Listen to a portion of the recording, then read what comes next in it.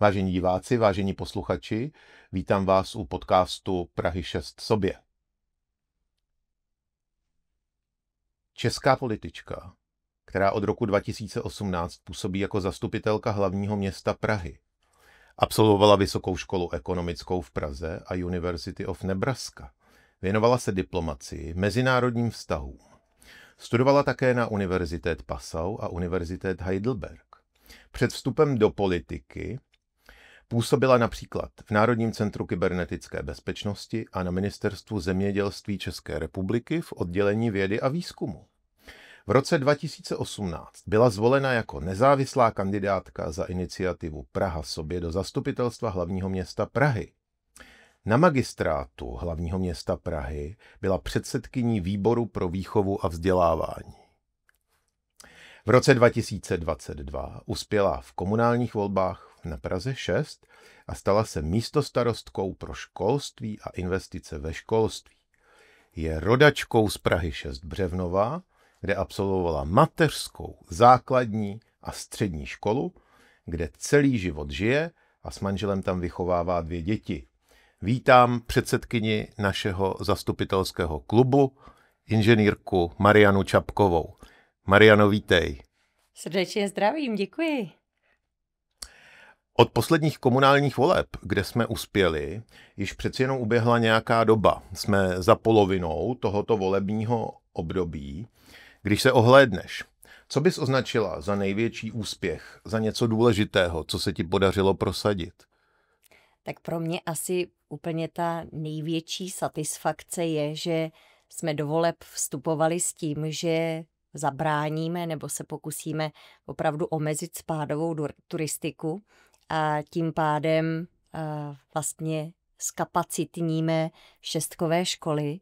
Takže vlastně před 2 lety jsme zahájili taková poměrně drakonická opatření na to, jak si pohlídat šestkové školy pro šestkové děti. A stalo se to, že po více jak 10 letech se všechny děti dostaly do svých spádových škol a nemuselo se losovat, protože losování je prostě věc, která stresuje každého rodiče, protože bydlíte naproti škole, do té školy chodili vaši rodiče, chodili jste tam vy a najednou se stane, že tam nemůže chodit vaše dítě, protože tam není místo. A vy máte pocit, že na to máte nárok, že tam bydlíte nejblíž, ale nedá se nic dělat, losuje se a městská část vám potom musí nabídnout školu někde jinde na území městské části, což už pro spoustu rodičů může být značně nekomfortní. Takže nám se podařilo to, že jsme před 2 lety začali docela teda ostra zkoumat, jestli šestkové dítě skutečně bydlí se svými rodiči na území městské části a jestli tam bydlí díl než 3 měsíce. Protože co se nám dělo, bylo, že se rodiče vlastně účelově přehlašovali i se svými dětmi, anebo bez nich, do spádu té své oblíbené školy. Tam byli třeba přes datum zápisu a následně se zase přehlásili třeba do jiného středočeského kraje. Takže my teď chceme, aby žák, který se hlásí na šestkovou školu, tak aby bydlel na šestce, aby tam s ním bydlel alespoň jeden z rodičů a aby tam bydleli více než 3 měsíce.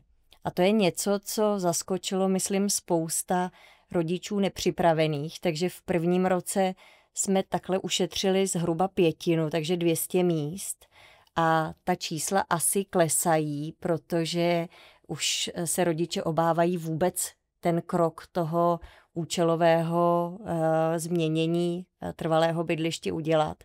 Ale daří se nám tím pádem už 3. rok dostat všechny děti do jejich šestkových škol a nejen do těch spádových, ale můžou si už konečně trochu začít vybírat, na kterou školu chtějí jít. Děkuju moc. Měla jsi možnost o těchto opatřeních nebo o jejich důsledcích hovořit s těmi, kterých se to týká, s rodiči ze šestky, popřípadě s řediteli škol, s nimiž jsi v kontaktu? Tak bez těch ředitelů by to vůbec nešlo, protože to, aby to vůbec fungovalo, tak jsem potřebovala nejdřív na stranu té myšlenky dostat všechny ředitele, protože ve chvíli, kdyby to trvalé bydliště zjišťovali jenom někteří, tak by ty ostatní školy vlastně se staly znovu dostupný pro ty takzvaný spádový turisty, takže jsem potřebovala, aby mi všichni ředitelé deklarovali jasně, tuhle metodiku při zápisu budeme ctít, podle ní budeme postupovat a to byl vlastně ten předpoklad toho úspěchu. Co se týče rodičů, tak myslím si, že rodiče ve většině případů možná nelpějí úplně na té svý spádové škole. Naopak je tam často vůle vlastně vybírat si po šestce. To znamená, některé školy jsou dobrý na jazyky, bilingvní výuku, některá škola má výtvarné zaměření, hudební zaměření, sportovní třídy. A rodiče, myslím, jako nelpí a priori na tom, že musí jít do spádové školy, ale chtěli by si vybírat. To už vůbec nemluvím o Montessori a Waldorfu, což jako taky láká, myslím, velice pozornost. Jsou to jedny z mála veřejných škol základních na území hlavního města Prahy. Takže to jsou školy, které typicky lákaly ty spádové turisty. A vlastně rodiče mají podle mě tu vůli si vybrat, ale nikdy si nebude vybrat bez toho, aniž by byl dostatek kapacit. A ten boj proti té spádové turistice říká, jste-li z Prahy 6, tak si vyberte tu školu, kam chcete. A Čapková se pokusí, aby to tak dopadlo. Jste-li z jiné části Prahy, tak dobře, tak pokud budou místa, tak to zkusíme vás ještě na tu 6 dostat. A jste-li z jiného kraje, tak už by opravdu musel být jako přebytek kapacit, abyste se k nám dostali. Takže cílem toho není narvat všechny děti do jejich spádových škol, ale moct vlastně těm rodičům dát ten komfort, aby si vybrali tu školu s tím zaměřením, kam děti chtějí jít. Toto řešení je realizovatelné i v jiných městských částech v Praze, v jiných krajích, popřípadě celostátně?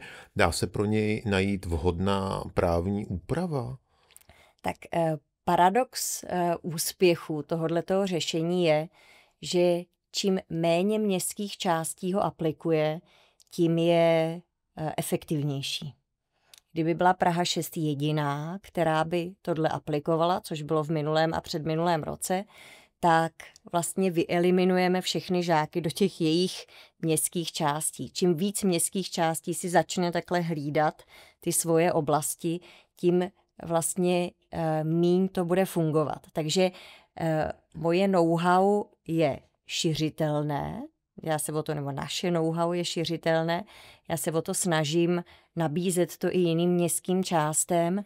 Některé městské části už se přidávají, z čehož mám radost, ale paradoxně, čím víc městských částí si začne takhle hlídat tu svoji oblast, tím víc se vlastně ty žáci budou vytlačovat z toho území Prahy a tím hůř se to vlastně bude v rámci těch městských částí hlídat.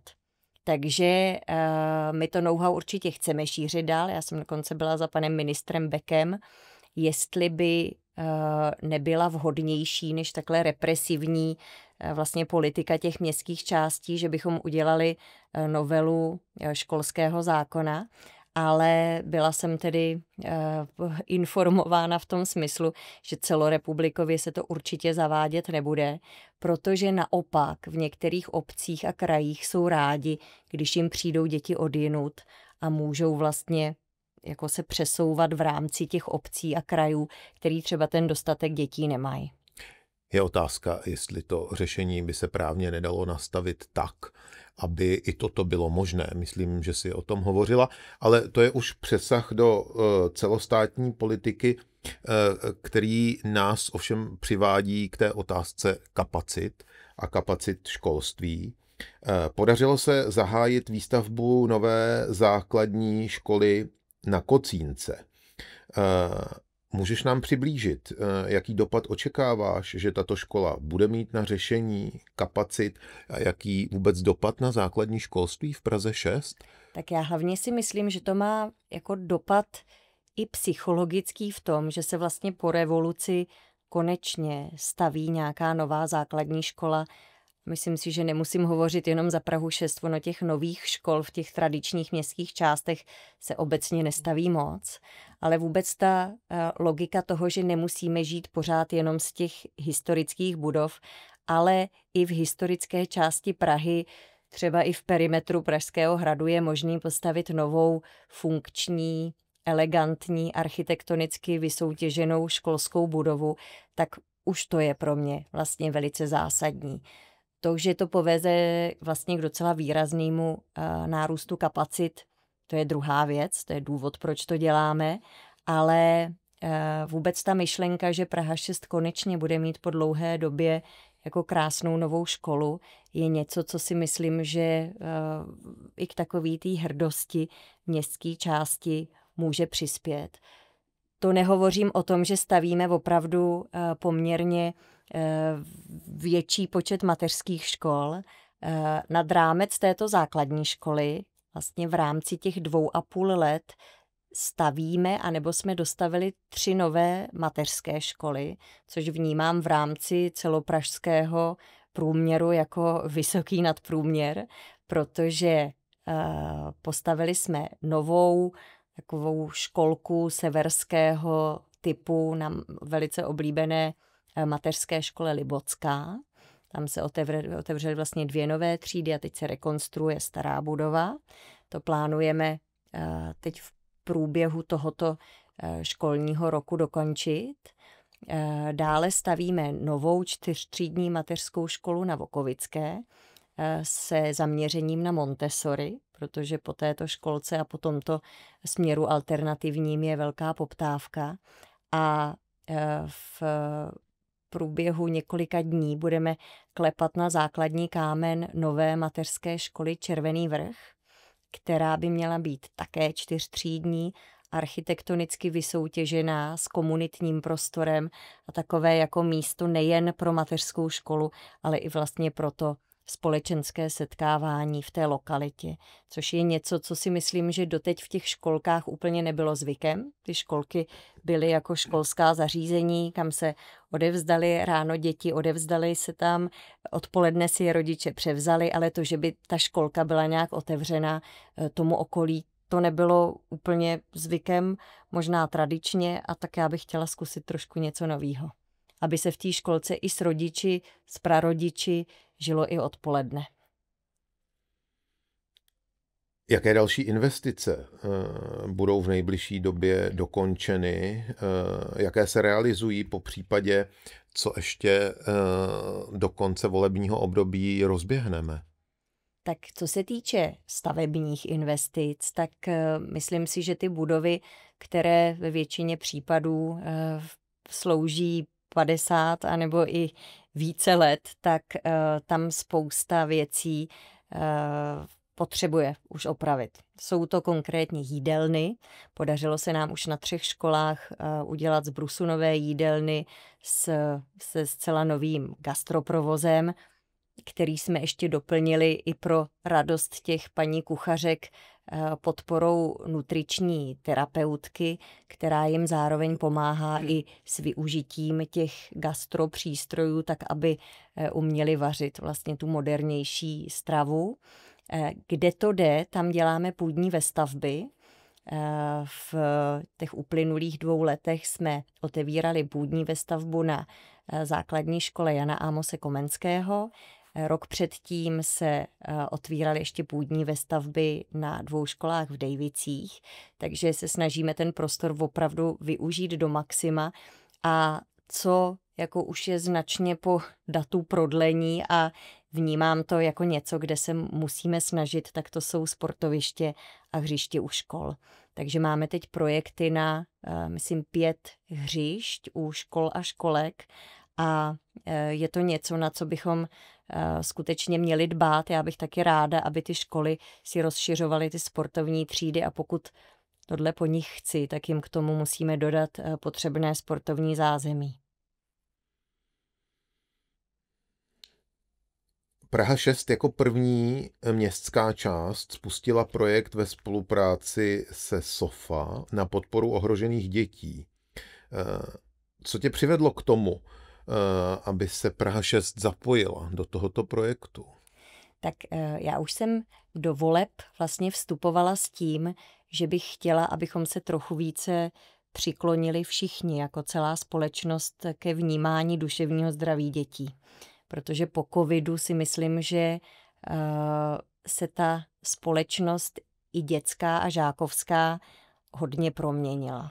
Ty děti opravdu mají v mnoha případech problémy vůbec s docházením do školy, s fungováním v kolektivu a ty problémy, když se neřeší hned ze začátku, tak potom narůstají do opravdu velkých rozměrů, kdy už je potřeba zapojit daleko více institucí, než by bylo třeba na začátku. Pokud by se s dítětem pracovalo už od první fáze, kdy zjistíme, že něco není v pořádku, tak si myslím, že by se ušetřilo hodně sil, elánu a financí, které potom stojí všechny ty pracovníky škol, OSPODů, policie, když už se řeší potom opravdu nějaký problém. Takže my jsme se domluvili s organizací SOFA, Society for All, kterou já vnímám jako opravdu průkopníka v té oblasti péče o ohrožené děti.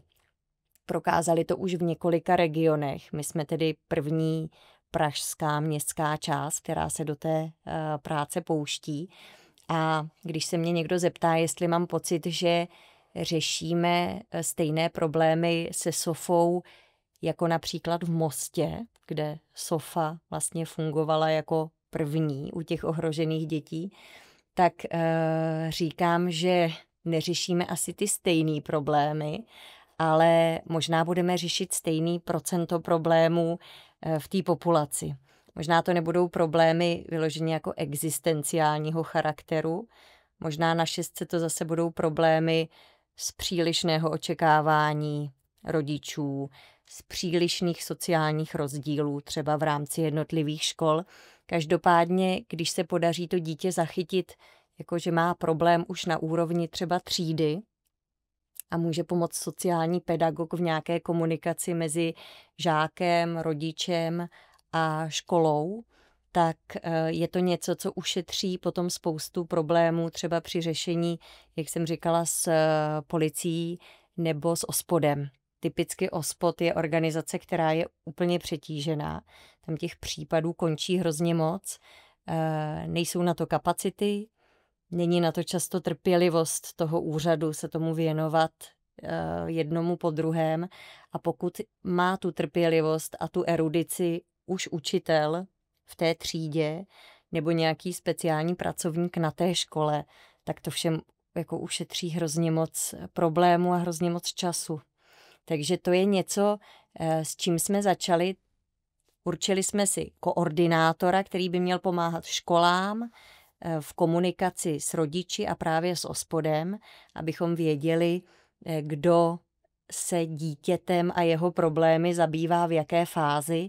A vytvořili jsme takzvanou mezioborovou platformu, kde jsme vlastně udělali takovou skupinu pediatrů, psychologů, právě zaměstnanců policie České republiky, mravnostního oddělení kriminálky, OSPODu, školského odboru, škol a jejich sociálních pracovníků, neziskových organizací a ty si mají vytvořit takovou vzájemnou síť, aby o sobě všichni věděli a aby se vědělo, komu se má kdy a v jaký situaci zavolat. A to je něco, od čeho si slibuju velké věci, protože pokud by se i mezi ty děti, i mezi jejich rodiče dostala informace, pojďte ty problémy řešit hned, jak nastanou, hned, jak máte nějaký podezření, není to žádná ostuda, zeptejte se ve škole, jak na to, poraďte se, máte-li pocit, že něco není s vaším dítětem v pořádku a poraďte se klidně už u vaší třídní paní učitelky, která vás zná, tak si myslím, že se spousta těch problémů nevyhrotí a spousta se vyřeší daleko dřív a daleko s nás, než kdybychom to nechali vygradovat po dobu třeba několika měsíců nebo dokonce let, což se bohužel děje. Jsou s tím nějaké zkušenosti nebo máme už nějaké výsledky, závěry, jak to funguje, jestli se to osvědčuje, nějaké zpětné vazby od někoho z rodičů, dětí? Tak co se týče těch jiných regionů, tak tam jsou ty výsledky opravdu znatelné. Co se týče Prahy 6, tak tady fungujeme půl roku a začali jsme dělat takové jako koordinační schůzky vždycky, když je nějaký problém na nějaké škole, tak právě ten náš koordinační pracovník svolá tu celou platformu a tam si řekne, kdo by mohl jak pomoct. Takže zatím bych řekla, že se nejvíce ulevuje ředitelům škol, kteří vlastně, když vidí nějaký problém, tak povolají toho našeho koordinačního pracovníka a ten už si pohlídá i na té škole sociální pedagogy, školní psychologi, tak aby ten ředitel nemusel do všech těch jednání vstupovat osobně. Takže určitá míra zrychlení už tam je, ale myslím si, že si na tuhle pozici musí všichni teprve zvyknout. A zjistit, že tam je a že se na ní můžou obracet, na tu konkrétní dámu. Držme nám k tomu palce a přejme paní koordinátorce mnoho zdaru. Zavedla si komunitní dotační program pro školy a školky Dáme hlavy dohromady. Můžeš nám říct něco více o tom, jaké aktivity tento program podporuje a jaký dopad má na ty školní komunity? Tak u toho programu, který pro školky se jmenuje Dáme hlavy dohromady a pro základní školy je to Šance do škol, tak je to snaha o participaci. Už na vlastně úrovni té školy můžou žáci říct, co by si přáli a sami rozhodnou o tom, který nápad z toho celého balíku nápadů, který vznikne v rámci toho jednoho zařízení, tak který je životaschopný, který si umí autoři obhájit a který vyhraje a získá financování od městské části. My vlastně chceme od občanů, aby se vyjadřovali ke svému okolí, aby když vzniká nějaký projekt, aby k tomu dávali připomínky, aby se o ten projekt zajímali, aby si o něm zjišťovali věci. A když s tím začneme už na úrovni těch žáků a říkáme jim, nás zajímá, co si myslíte. Nás zajímá, jestli chcete radši relaxační místnost ve škole, nebo chcete bubny do hudební učebny, anebo jestli chcete workoutové hřiště na zahradě, tak je to už něco, kde mají šanci se rozhodnout a ve chvíli, kdy se to pak realizuje a městská část to zaplatí, tak je to taková daleko větší sounáležitost s tou věcí nebo s tím projektem, než kdyby jim to tam přišla říct městská část, tady máte nový workoutový hřiště, protože si myslíme, že ho všichni chcete. V těch školkách je to samozřejmě takový trošku jako jednodušší nebo míň propracovaný ten systém, tam opravdu ty děti vlastně ve většině případů nakreslejí, co by si přáli. Za pomoci paní učitelek to vhazují do sklenic, to hlasování potom, pro kterou tu věc by si přáli hlasovat a co by se jim líbilo nejvíc, ale ten princip je vlastně pořád stejný, akorát kolem toho třeba není ta kampaň, protože prostě deváťák už umí jinak obhájit svůj návrh než 3leté, 4leté dítě ve školce, ale ta myšlenka je pořád stejná. Zajímejte se o to, jak vypadá vaše škola, navrhněte něco a obhajte si to. Bude-li to dobré, tak na to dostanete finance a bude se to realizovat. Což je podle mě něco, co musí každýho autora toho nápadu a ty, co pro to hlasovali, potěšit. Že opravdu něco vymysleli a ono to tady teď je. Považuješ toto i za součást toho, čemu se v našich, když my jsme byli mladí, říkalo občanská výchova, občanská nauka, nebo dneska jsou to ty předměty ze společenskovědního okruhu, nebo vlastně výchova k zastupitelské demokracii? Mohl by se takhle zrodit nějaký budoucí třeba nejen volič, ale i zastupitel, nebo třeba radní? No tak samozřejmě angažovanost v rámci té místní komunity někde začíná. Většinou jsme, myslím, byli zvyklí, že začíná až v dospělosti, kdy má člověk pocit, že buď to může ovlivnit něco ve volbách, nebo může třeba ovlivnit něco nějakou peticí.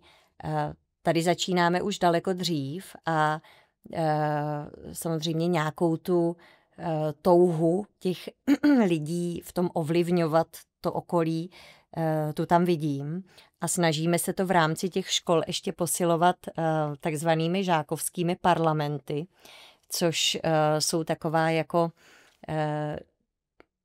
místní zastupitelská sdružení na těch školách, kdy každou třídu reprezentuje jeden nebo dva žáci, vlastně rozhodují o dění v té škole, takže zastupují ty své třídy, takže zastupitelská demokracie by se tady dala přesně aplikovat. A potom jednou za 2 měsíce už za mojí účasti se scházejí ty městské žákovské parlamenty, respektive městský žákovský parlament, a tam jsou 2 žáci za každou školu. Takže máme 15 základních škol, takže 30 dětí se sejde každé zhruba 2 měsíce, buď to u mě na radnici, nebo na některém zajímavém místě na Praze 6. Byli jsme v Městské knihovně, na Petřinách, v Muzeu literatury, v Dejvicích, v Bubenči. Teď půjdeme do Veleslavínského zámečku, takže se snažím, aby ti žáci jako taky trošku poznali nějaká zajímavá místa na Šestce a tam se scházíme v tomhle formátu vlastně zastupitelské demokracie a ty žáci přinášejí vlastně podněty ze svých škol a probíráme s nimi, co z toho je reálné, s čím může městská část pomoct, s čím může pomoct zřizovatel jejich školy a myslím si, že jako jestli má někde vznikat nějaká hezká líheň k nějaký komunální politice do budoucna, tak je to vlastně tady v tom formátu. Tím si mi vlastně odpověděla na další připravenou otázku. Jak důležité podle tebe je, aby se děti už od malička učili spoluodpovědnosti a spolurozhodování?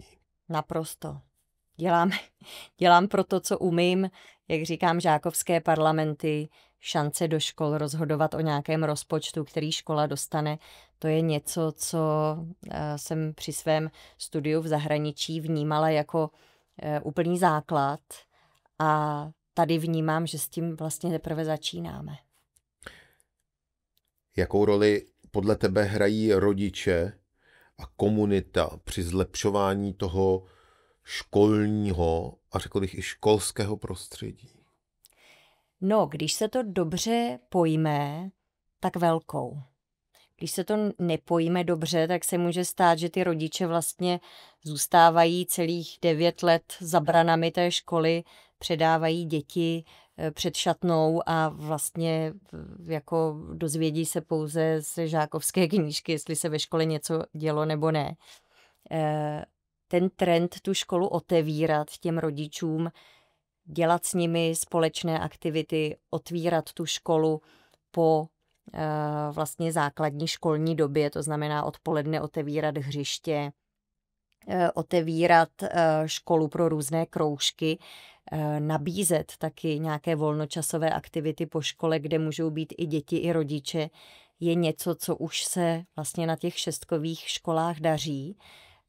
A vnímám, že to není jednoduchý a že to taky není zadarmo, že je potřeba, že i od zřizovatele, pokud chceme, aby ti ředitelé tohle podporovali, tak je v tom musíme finančně podpořit. Takže přispíváme na otevírání hřišť, protože když je odpoledne otevřené hřiště u školy, je potřeba, aby tam byl nějaký kustot, který bude pečovat o to hřiště. Když chceme odpoledne otevírat školu na kroužky, tak je potřeba, aby tam byla dáma na vrátnici, která bude pečovat nějak o ten chod. Takže chceli zřizovatel a chceli vlastně ředitel, aby ta škola otevřená byla, tak je potřeba to finančně i provozně podpořit. A když žádali jednotlivé komunity kolem škol o podporu nějaké kulturní akce, tak jsme často na městské části naráželi na to, že to je kultura, není to kultura, je to míň kultura než kultura kulturních institucí. Takže jsem se rozhodla, že založíme takový dotační program pro komunitní aktivity škol. Můžou žádat pouze školy a školky, takže když je nějaká aktivní skupina rodičů při škole, tak se domluví s panem ředitelem, může pro něj naplánovat nějakou akci ve smyslu grilování, jarmark, společenský večer školy, to je něco, co se daří už na 6. Vlastně to vyšlo tak, že za mého mandátu už 4 školy pořádají společenské večery a plesy. A je to typicky ta aktivita, kdy si škola nebo školka může říct o příspěvek u městské části. Je to velice jednoduchý formulář, který vlastně není administrativně složité vyplnit a můžou si zažádat až o příspěvek ve výši několika desítek tisíc korun a zorganizovat za to už nějakou jako společenskou akci, komunitní akci pod patronátem školy. Takže já pevně doufám, že rodiče vědí, že se tyhle akce nabízejí. Když se koukám do toho přehledu, tak v podstatě všechny školy a většina školek na Praze 6 si o tento komunitní grant žádá. A vnímám to, že pak je samozřejmě mnohem jednodušší cokoliv zorganizovat, když proto mám nějaký finanční background. Za to moc děkuju. My o tom budeme potom hovořit v podcastu, kde si vyměníme role. Ty budeš klást otázky mně jako člen Komise pro kulturu.